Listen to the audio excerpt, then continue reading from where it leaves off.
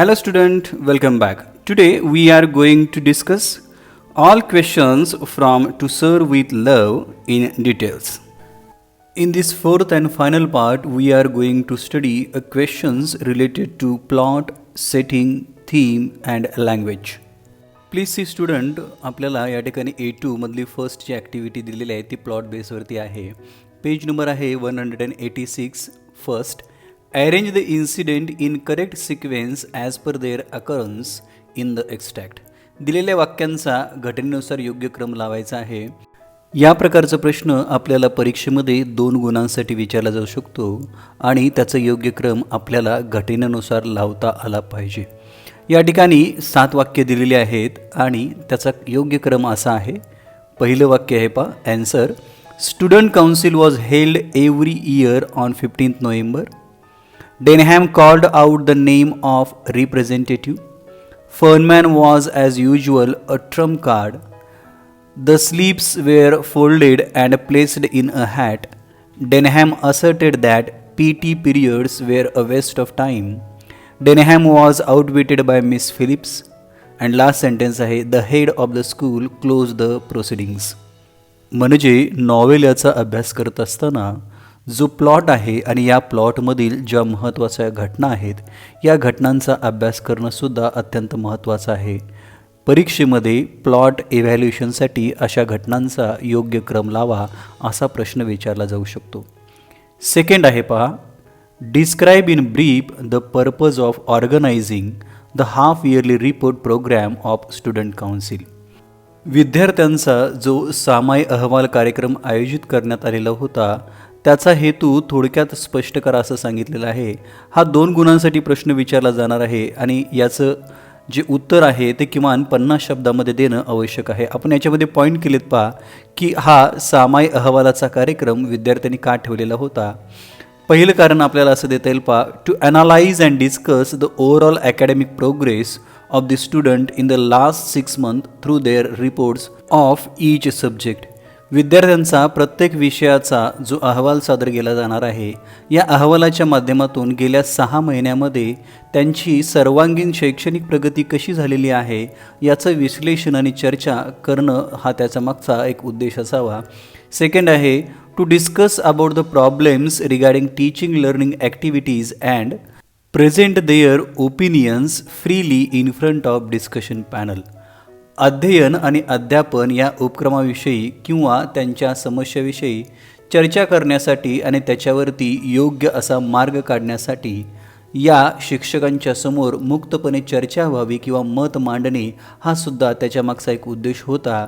आणि to provides a platform to all student from the lowest to older to develop their ability to express themselves. सर्व विद्यार्थ्यांना आपलं मत मांडता यावं किंवा अभिव्यक्ती करण्याची क्षमता निर्माण व्हावी, त्याच्यामध्ये विकास व्हावा. अगदी लहान मुलांपासून मोठ्यापर्यंत एक व्यासपीठ उपलब्ध करून देण्याच्या दृष्टिकोनातून सुद्धा हा कार्यक्रम अत्यंत महत्त्वाचा होता. Write in your words the entire half yearly report programme of the student council.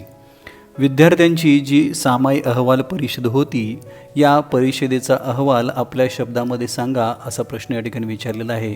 अर्थात हा प्रश्न आपल्याला 2 गुणांसाठी विचारला जाणार आहे आणि याच्यावरती किमान 50 शब्दामध्ये लिहिणं अपेक्षित आहे. आपण उत्तर थोडंसं हे डिटेलमध्ये घेतलेलं आहे. यातला महत्त्वाचा भाग वापरून आपण एक स्वतंत्र उत्तर तयार करू शकता. Please see, the half yearly report of the student council was important day which is celebrated on November 15th. The whole program is arranged and presented and controlled by the students. On this day, each class gives a brief report of their progress. Braithwaite's older class report lastly. विद्यार्थ्यांचा सामायिक अहवाल हा अत्यंत महत्त्वपूर्ण दिवस आहे जो 15 November रोजी साजरा केला जातो. हा संपूर्ण दिवस आणि कार्यक्रम विद्यार्थ्यांच्याद्वारे सादरीकरण आणि नियंत्रण केलं जातं. या दिवशी प्रत्येक वर्ग आपापल्या प्रगतीचा अहवाल एक संक्षिप्त रूपामध्ये देत असतो आणि सर्वात शेवटी E.R. ब्रेथवेट यांच्या मोठ्या वर्गानं आपला अहवाल सादर केला आणि या अहवालामध्ये मिस जोसेफ हिनं आपला अहवाल पहिल्यांदा मांडला. Miss Joseph, she speaks about interdependency of mankind. मानवजातीच्या परस्परावलंबनाबद्दल तिनं आपलं मत मांडलं. Potter speaks in the field of math, focusing and understanding skill between people's.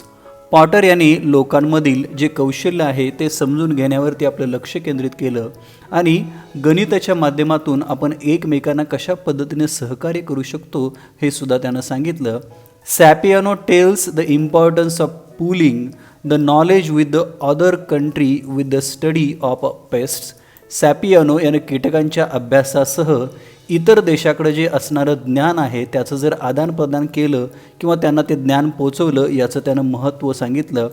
Miss Peg dealt with human relationship, stressing the problems facing the post war world. Miss पेगनं युद्धानंतर जगाला भेडसावणाऱ्या ज्या समस्या आहेत आणि या समस्यांच्या माध्यमातून मानवी जीवनावरती जो ताण पडलेला आहे याच्याबद्दल तिनं भाष्य केलं. Jackson speaks on interchange and interdependence of any country.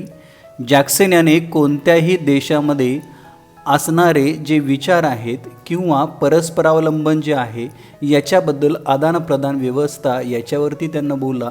Miss Dare speaks about the problems of sickness and advantages of interchanging knowledge. Miss Dare यांनी आजारपणाच्या काही समस्या सांगितल्या. त्याचबरोबर प्रत्येक व्यक्तीकडं असणारं ज्ञान किंवा नॉलेज याच्याबद्दलचा जो फायदा आहे तो एकमेकांशी आपण सांगितला पाहिजे किंवा गोष्टींचं आदानप्रदान केलं पाहिजे याच्याबद्दल ती बोलली. Fernman displays a human skeleton concluded that basically people were same. Fernman यानं मानवी सांगाडा दाखवत आपण सगळेजण एकच आहोत अशा प्रकारचा संदेश त्या अहवालामधनं दिला. Denham creates a disturbance by speaking useless timetable of PT and games, complaining about the PT was ill-convinced and pointless. The routine is monotonous. Denham यानं शेवटी PT किंवा खेळाचं टाईमटेबल कसं निरुपयोगी आहे हे सांगून त्या वातावरणामध्ये थोडीशी गंभीरता निर्माण केली आणि PT किंवा गेम हे खेळणं निरर्थक आहे असं सुद्धा त्यानं आपलं मत मांडलं. थोडक्यात विद्यार्थ्यांनी आपापले अहवाल या ठिकाणी बोलून दाखवले. The quiet and shy Miss Phillips wisely and cleverly defend to Denham with a proper explanation. डेनहॅमनं जे PT आणि गेम्सविषयी आपलं मत मांडलेलं होतं ते मत अचानकपणे शांत आणि लाजाळू निर्बुद्ध समजल्या जाणाऱ्या मिस फिलिप्स यांनी अत्यंत हुशारीनं त्यांच्या मुद्द्याचं खंडन केलं आणि त्याला योग्य असं एक्सप्लेनेशन दिलं. The meeting ended with a final address by the headmaster. या मीटिंगचा शेवट मुख्याध्यापक मिस्टर फ्लोरिन यांच्या भाषणानं झाला. Braithwaite and headmaster immensely satisfied with the progress of the student of his class. सरतेशेवटी ब्रेथवेट आणि हेडमास्टर हे विद्यार्थ्यांची प्रगती पाहून अत्यंत समाधानी झालेले होते. अशा प्रकारे या प्रश्नाचं आपण थोडक्यात उत्तर देण्याचा प्रयत्न करायचा आहे. यातील काही रिपोर्ट्स आपण एक्झाममध्ये ड्रॉप केले तरी चालतील, परंतु यातले जे महत्त्वाचे रिपोर्ट्स आहेत याचा समावेश मात्र उत्तरामध्ये असणं अत्यंत आवश्यक आहे. Question number 4. Describe the question answer session that took place at the end of the extract. या उतार्याच्या शेवटी जो प्रश्नोत्तराचा तास झाला त्याच्यावरती चर्चा करा किंवा लिहा असा प्रश्न विचारलेला आहे. Answer पहा.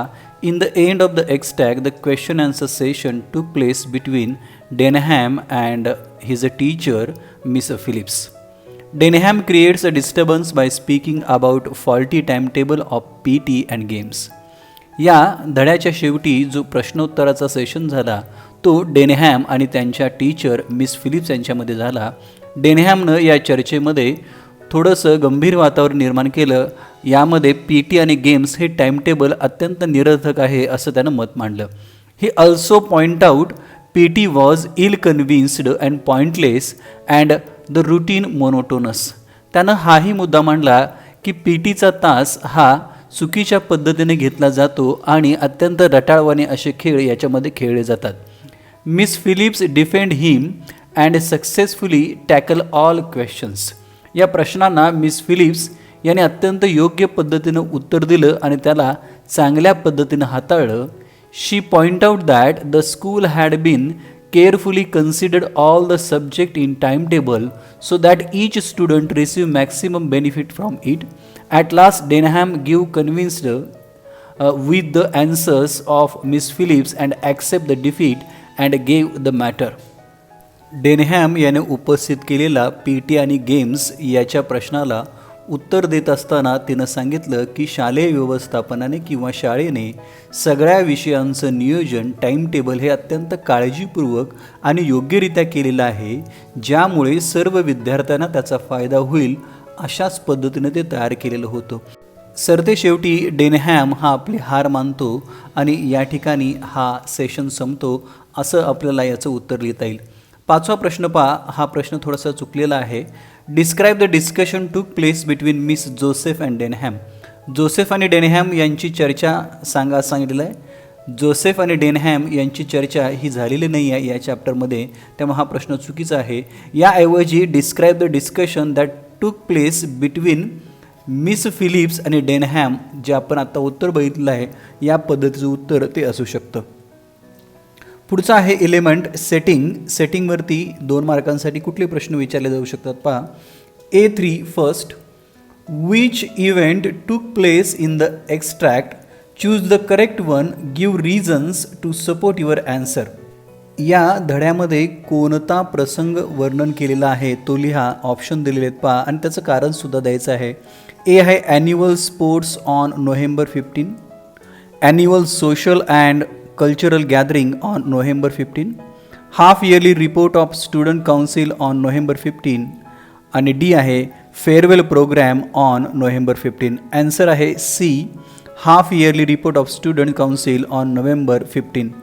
याचं रिझन काय देता येईल पहा. The very first line of the extract, the half yearly report of the student council was on November 15 indicates the place of event. Second आहे the event in the extract was held at the. हा प्रसंग कोणत्या ठिकाणी घडला. Choose the correct alternative, योग्य पर्याय निवडा आणि गिव्ह द रिझन असं सांगितलेलं आहे. ऑप्शन दिलेला आहे authors house, auditorium of the school, market and garden. उत्तर आहे त्याचं B, auditorium of the school. The following line confirms the place of event. A bell rung at 10 a.m. and everyone trooped into a auditorium to sit together in classes. याच्यावरून आपल्याला स्पष्ट सांगता येतं की हा कार्यक्रम ऑडिटोरियममध्ये झालेला होता. सेटिंगमधील थर्ड ॲक्टिव्हिटी आहे पहा. The incidents in the extract occurred at the particular place. Explain the significance of the place in your on words. आणि चौथाही प्रश्न आपल्याला याच्यावरती सेम उत्तर देता येईल. Explain how the setting of the extract contributes to the theme of the novel. हे दोन्ही प्रश्न सेटिंग म्हणजे ज्या ठिकाणी हा प्रसंग घडलेला आहे त्याचं महत्त्व आणि या सेटिंगमुळं थीम कशा पद्धतीनं वाढत गेली याच्यावरती विचारलेलं आहे. Please see. The incident in the extract happens in Greenslade school auditorium at a particular place. हा जो प्रसंग घडलेला आहे तो ग्रीनस्लेड शाळेमधल्या ऑडिटोरियममध्ये घडलेला आहे आणि याचं महत्त्व आहे. The story take place in school's auditorium. The chapter number 17 begin and end with same place called school's auditorium. याचं महत्त्व म्हणजे पहा, 17 नंबरचा चॅप्टर याची सुरुवात स्कूल ऑडिटोरियमनं होते आणि शेवटसुद्धा त्या ठिकाणीच होतो. The students present their half yearly programme on 15 November at the auditorium. याचा सेटिंगमधला सगळ्यात महत्त्वाचा भाग, या शाळेचा जो 6माही अहवाल होता हा अहवाल 15 नोव्हेंबरला ऑडिटोरियममध्ये ते सादर करणार होते. The reports to the teacher and desire questioning about their concerns. ते आपल्या शिक्षकांना रिपोर्ट सादर करणार होते आणि याचबरोबर आपल्या मनामध्ये असणाऱ्या ज्या शंका आहेत किंवा प्रश्न आहेत ते विचारणार होते. Set by the student. In that sense stage or a setting offers them voice to speaking, chance to daring and express the feeling.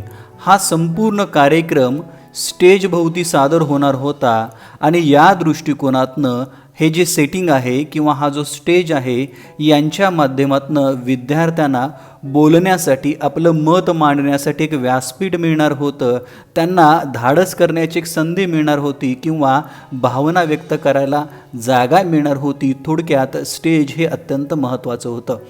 The stage gifted an opportunity to students to show their skills, trades and hidden talent. या स्टेजच्या माध्यमातून त्यांना एक संधी मिळणार होती की आपल्यामध्ये असणारे कौशल्य, वेगवेगळी वैशिष्ट्य आणि आपल्यामध्ये जे लपलेलं टॅलेंट आहे ते सुद्धा प्रदर्शन करावयास त्यांना मिळणार होते. In short, a stage become witness of student progress. थोडक्यात असं म्हणता येईल की या स्टेजच्या माध्यमातून विद्यार्थ्यांची कितपत प्रगती झालेली आहे याचं मोजमाप करता येणार होतं. It explores the teacher student relationship which is the main theme of the novel. आणि याच्या माध्यमातून शिक्षक आणि विद्यार्थी यांच्यामधलं नातं स्पष्ट होणार होतं, जे या धड्याची किंवा या चॅप्टरची मध्यवर्ती कल्पना आहे. The reports of student also describe the theme of the extract, that is humanity, interdependence, oneness of human being in racism and interchange of knowledge, advice and assistance for mankind. या सगळ्या रिपोर्टच्या माध्यमातून या संपूर्ण टॉपिकची मध्यवर्ती कल्पना स्पष्ट होते. याच्यामध्ये मानवतावादी, परस्परावलंबन, संपूर्ण मानवजात ही एकच आहे, रेसिझम किंवा एकमेकांच्या ज्ञानाचं आदानप्रदान, सल्ला आणि एकमेकाला सहकार्य, या सगळ्या थीम या सेटिंगच्या माध्यमातूनच प्रदर्शित होतात. In this way, the auditorium or setting of Greenslade School of London proves significant for the story and theme. या माध्यमातनं ग्रीन्सलेड शाळेमधलं जे ऑडिटोरियम आहे किंवा इथलं जे सेटिंग आहे, व्यवस्थापन आहे, याच्या माध्यमातनं या कथेसाठी पोषक अशी महत्त्वाच्या गोष्टी मिळतात आणि ही कथा पुढं सरकताना दिसते. थोडक्यात विद्यार्थी मित्र हो, या कथेचं सेटिंग कोणतं आहे आणि हे सेटिंग का महत्त्वाचं आहे. या कथेचं सेटिंग आहे ऑडिटोरियम, आणि ऑडिटोरियम किंवा व्यासपीठ याचा नेमकं महत्त्व काय आहे हे आपल्याला या ठिकाणी लिहावयाचं होतं. नॉवेलचा पुढचा एलिमेंट आहे थीम. 2 मार्कांसाठी याच्यावरती प्रश्न. विद्यार्थी मित्र हो, याच्यामध्ये आपण 2 क्वेश्चन सॉल्व करून घेतलेले आहेत आणि बाकीचे जे क्वेश्चन्स आहेत त्यांची उत्तरं पहिल्या पार्टमध्ये थीम ऑफ द नॉवेल याच्यामध्ये आहेत, ती सुद्धा आपण वाचू शकता आणि आपल्यामध्ये नोट्स तयार करू शकता. A4 फर्स्ट टाईप आ. When the turn of my class came, I sat up anxiously. Why was the narrator anxious? Explain the statement by citing suitable references from the extract. वर्गांचा अहवाल सादर करत असताना जेव्हा माझ्या वर्गाचा नंबर आला की मी चिंताग्रस्त होऊन बसलेलो होतो. यामध्ये लेखक चिंताग्रस्त का होता हे आपल्याला संदर्भासह स्पष्ट करायचं आहे. Please see the answer. The half-yearly report of the Student Council was one of the important days in the calendar of Greenslade School. Student काउन्सिलने जो सामायिक अहवालाचा कार्यक्रम घेतला होता, हा ग्रीन्सलेड स्कूलच्या कार्यक्रमामधील अत्यंत महत्त्वाचा असा दिवस होता. आणि या दिवसामध्ये the narrator had heard a lot about this occasion. नॅरेटरनं या कार्यक्रमाबद्दल पूर्वी भरपूर ऐकलेलं होतं. This made the narrator as excited as the children as the day approached. जसजसा हा दिवस जवळ येत होता, लेखकसुद्धा अत्यंत उत्साही झालेला होता. As it was his first experience, कारण की हा त्याचा पहिलाच अनुभव होता. याच्यापूर्वी त्यानं असा कधी अनुभव घेतला नव्हता. On this day his class for the first time reports about their learning. आणि पहिल्यांदाच आपला वर्ग अशा पद्धतीनं अहवाल सादर करणार होता. It means all the reports the emphasis was on what they understood rather than what they were expected to learn. या अहवालाच्या माध्यमातून काय स्पष्ट होणार होतं की ते काय शिकलेत याच्यापेक्षा त्यांना कोणत्या गोष्टी शिकायच्या आहेत याच्यावरती भर देण्यात आलेला होता. In that sense, it is an evaluation of his teaching skill, so he sat up anxiously whether his student perform well or not. या दृष्टिकोनातनं लेखकाला असं वाटत होतं की आपल्याच अध्यापन कौशल्याचं मूल्यमापन या ठिकाणी होणार आहे. आपले विद्यार्थी चांगली कामगिरी बजावतील की नाही यासाठी ते चिंताग्रस्त होऊन बसलेले होते. Second, select two statement that decides the theme of the extract. याच्यामधल्या थीम असणाऱ्या 2 ओळी निवडायच्या आहेत. ॲन्सर आहे पहा B. The writer was immensely please to notice the progress of his student. And C. The student showed a remarkable change in their behaviour and were progressing in all subject. ह्या 2 ओळीच आपल्याला योग्य अशी theme दाखवतात. बाकीच्या 2 ओळी ह्या चुकीच्या आहेत. या नॉव्हेलवरचा पुढचा एलिमेंट आहे लँग्वेज, भाषावरती आधारित प्रश्न 2 गुणांसाठी पहा. A4 यामधला आपण पहिला प्रश्न सॉल्व केलेला आहे जो मागे आपण बघितलेला होता. Explain the following statement that enrich the language and create a powerful impact. या एक्स्ट्रॅक्टमध्ये वापरलेली भाषा किंवा याच्यातली विधानं अत्यंत प्रभावशाली आणि समृद्ध अशी आहेत. बी सांगितलेलं आहे there are many features of language that contribute the smooth sailing of the plot. हा प्लॉट अत्यंत चांगल्या पद्धतीनं पुढं सरकण्यासाठी याच्यामध्ये वापरण्यात आलेली भाषा ही अत्यंत महत्त्वाची आहे किंवा त्याचं योगदान आहे हे स्पष्ट करायचं आहे. म्हणजे विद्यार्थी मित्र हो, आपल्याला यामध्ये नॉवेल किंवा या एक्स्ट्रॅक्टमध्ये जी भाषा वापरलेली आहे या भाषेचं वैशिष्ट्य आपल्याला थोडक्यात स्पष्ट करायचं आहे जे 2 गुणांसाठी असणार आहे. Please C.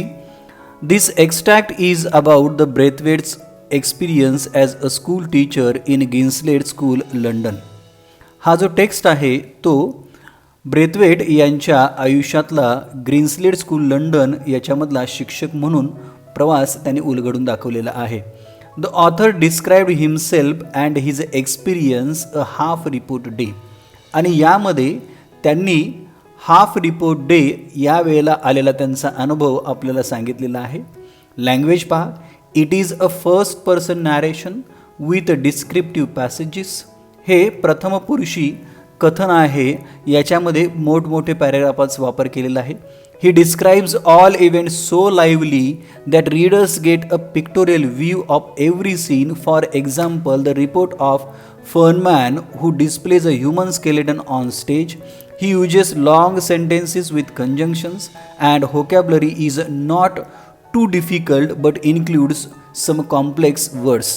या एक्स्ट्रॅक्टमध्ये किंवा कादंबरीमध्ये सर्व घटनांचं इतकं हुबेहूब वर्णन केलेलं आहे की वाचकांना एखादा प्रत्यक्ष देखावा किंवा चित्रित असं दृश्य डोळ्यासमोर उभं राहतं. उदाहरणार्थ आपल्या विषयाचा अहवाल सादर करत असताना फर्मनने मानवी सांगाडा हा जो स्टेजवरती दाखवलेला होता ते दृश्य अत्यंत चांगल्या पद्धतीने केलेलं होतं. याचबरोबर या ठिकाणी लेखकाने मोठी वाक्य किंवा दीर्घ वाक्यांची रचना केलेली आहे. याच्यामधले शब्द जरी अवघड नसले तरी बरेचसे शब्द हे क्लिष्ट किंवा जटिल आपल्याला वाटतात. Please see second paragraph. All the reports of each student has symbolic. विद्यार्थ्यांनी जो अहवाल सादर केलेला होता तो प्रत्येक अहवाल हा प्रतिकात्मक आहे. and represents narrator's view about mankind, interdependence and oneness of human being. हा अहवाल म्हणजे लेखकाचं स्वतःचं मत आहे. मग ते मानवता धर्म असेल, एकमेकांच्यावरती अवलंबून राहणं असेल किंवा संपूर्ण मानवजात ही एक आहे. म्हणजे जरी वर्णभेद असला, वंशभेद असला तरीसुद्धा आपण सगळेजण एक आहोत हे मत त्यांना प्रतिकात्मक मांडलेलं आहे. The plot includes many figure of speech like simile, example आहे as excited as children, antithesis, Denham as leader and loser, metaphor, Miss Phillips compares with cat and transferred epithet innocent eyes. Moreover, he used direct speech of the measure. It makes the story more vivid, solid and comprehensive. या कथेमध्ये वेगवेगळ्या अलंकारांचा वापर केलेला आहे, direct स्पीचचा वापर केलेला आहे आणि याच्या माध्यमातून ही संपूर्ण कथा अत्यंत स्पष्टपणे आणि ठळकपणे सर्वसमावेशक पद्धतीनं मांडलेली दिसते. थर्ड पॅराग्राफ आणखी काय सांगता येईल पहा लँग्वेजबद्दल. In the story a lot of words with negative connotations were used. या कथेमध्ये बरेचसे निगेटिव्ह अर्थाचे शब्द सरास वापरलेले दिसतात. उदाहरणार्थ no way, not easily, not to be put off, too timid to perform. From the point of view of syntax जर अर्थाच्या दृष्टिकोनातून बोलायचं म्हटलं, the text includes a lot of long and complicated sentence. बरीचशी वाक्य ही मोठी आहेत आणि संमिश्र आहेत. It tells that narrator is well educated and fully knowledgeable person. अशी दीर्घ वाक्य किंवा कॉम्प्लिकेटेड वाक्य लिहिणं यासाठी एखादा लेखक हा अत्यंत अभ्यासू आणि चांगला सुशिक्षित असणं गरजेचं आहे. All these language means reveals author's manners his a style of a writing. आणि या सगळ्या भाषांच्या गुणवैशिष्ट्यावरून लेखकांची लिहिण्याची पद्धती किंवा स्टाईल शैली आपल्यासमोर येते. विद्यार्थी मित्र हो, लँग्वेज या सेक्शनवरचा हा प्रश्न अत्यंत महत्त्वाचा आहे. कोणत्याही कथेचं भाषा ही आत्मा असते आणि त्याची वैशिष्ट्य आपल्याला माहिती असणं अत्यंत गरजेचं आहे. या कथेमध्ये सुद्धा ब्रेथवेट यांची एक विशिष्ट पद्धतीची स्टाईल आहे कथन करण्याची, ती आपण ओळखणं गरजेचं आहे. म्हणजे या प्रश्नाचं उत्तर लिहित असताना त्यांनी भाषेचा वापर कसा केलेला आहे, कोणते अलंकार वापरलेले आहेत, नॅरेशन कोणत्या पद्धतीचं आहे, निगेटिव्ह वर्ड्स वापरलेले आहेत का नाहीत, किंवा वाक्यांची संरचना कशी आहे, हे सुद्धा उत्तरामध्ये लिहिणं अत्यंत महत्त्वाचं आहे. पुढे सांगितलेलं आहे पहा, following are some dialogues of the major characters in the extract. उतार्यामधले काही हे डायलॉग आहेत. Find out the speaker is his or her tone, style, significance etcetera of the dialogues. या दिलेले जे डायलॉग्स आहेत याच्यामधला स्पीकर कोण आहे, त्यांचा बोलण्याचा टोन काय आहे, स्टाईल काय आहे आणि ते महत्त्व इत्यादी गोष्टी आपण लिहायच्या आहेत. Please see first dialogue. Then why do you have to do PT? Why don't they take only the kids who need it? Speaker आहे पहा याच्यामधला Denham to Phillips. Tone, the tone of this dialogue is argumentative, aggressive and determined. Style आहे, the style of the dialogue is interrogative as it structured. हा प्रश्न आहे, हे स्ट्रक्चरवरून आपल्याला clear होतं. आणि याचं महत्त्व काय आहे, Denham present students voice and Miss Phillips respond him so clearly. डेनहॅमने हे जे वाक्य सांगितलेलं आहे ते विद्यार्थ्यांच्यातर्फे तो बोललेला आहे की PT मग या खेळाची काय आवश्यकता आहे जर त्याला योग्य टाईमटेबल दिलं नाही तर, आणि मिस फिलिप्स ह्या त्याला प्रतिउत्तर देत होत्या अत्यंत चाणाक्षपणे. सेकंड डायलॉग आहे पहा. Let us say it is as much an exercise of the mind as it is of the body, Denham. याच्यामधले स्पीकर आहेत Miss Phillips to Denham in respond to his question. Tone आहे, the tone of this dialogue is so calm and direct. Direct त्यांनी उत्तर दिलेलं आहे अत्यंत शांतपणे. The style of the dialogue is interactive. संभाषणापैकी ही एक पद्धती आहे किंवा शैली आहे आणि याचं महत्त्व आहे, it is a final argument put forth by Miss Phillips and wins. याचं महत्त्व असं आहे, डेनहॅमच्या प्रश्नाला अत्यंत चांगल्या पद्धतीनं उत्तर त्यांनी दिलेलं आहे आणि या प्रश्नोत्तरामध्ये डेनहॅमपेक्षा त्या सरस ठरलेल्या आहेत, त्या जिंकलेल्या आहेत. थोडक्यात विद्यार्थी मित्र हो, लँग्वेजवरती आपल्याला अशा पद्धतीसुद्धा प्रश्न विचारला जाऊ शकतो.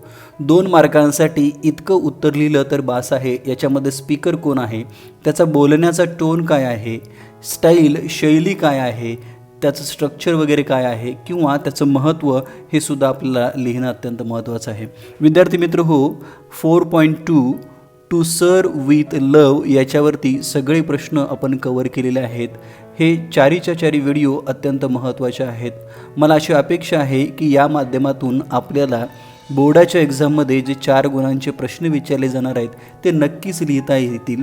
जरी या टॉपिकवरती काही शंका असल्या तरीसुद्धा तुम्ही मला कमेंट सेक्शनमध्ये लिहून कळवू शकता. आणखी गरज वाटल्यास याच्यावरचे प्रश्न आपण सॉल्व करून घेऊ. Till then, keep watching, keep sharing your channel English with Shirgave sir. Thank you very much.